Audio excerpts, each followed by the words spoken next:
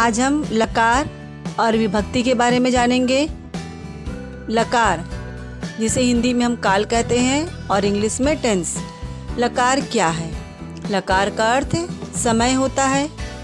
परिभाषा: कर्ता द्वारा किए गए कार्य के होने के समय का बोध होना लकार कहलाता है। क्रियापदों को काल तथा भावों की दृष्टि से 10 भागों में विभाजित किया गया है, जिन्हें लकार की संज्ञा दी गई है।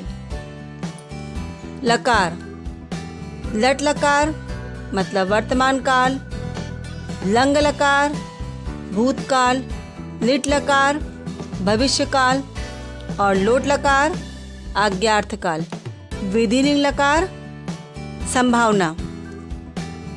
कुल 10 लकार है, लेकिन हम 5 लकारों के बारे में ही आगे जानेंगे।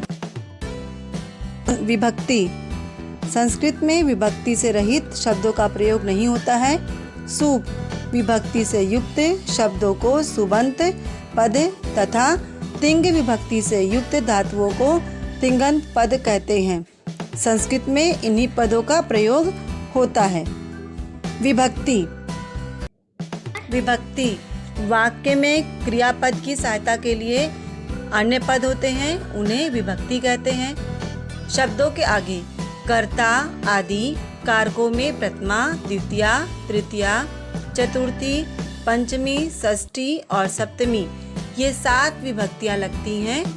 संबोधन में प्रथमा विभक्ति होती है।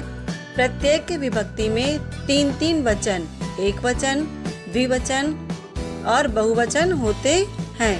अब हम कारक, विभक्ति और उनके चिन्ह के बारे में जानेंगे, जिनके द्वारा हम एक वाक्य का निर्माण करते हैं।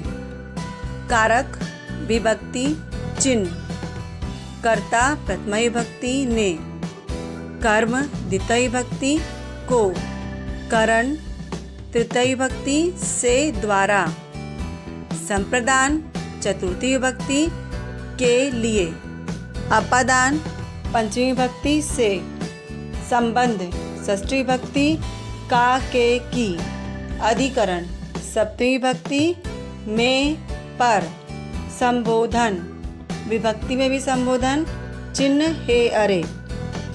कारक चिन्ह या विभक्ति प्रथमा से लेकर सप्तमी तक की विभक्तियों के चिन्ह या रूप या प्रत्यय के द्वारा ही वाक्य का निर्माण होता है।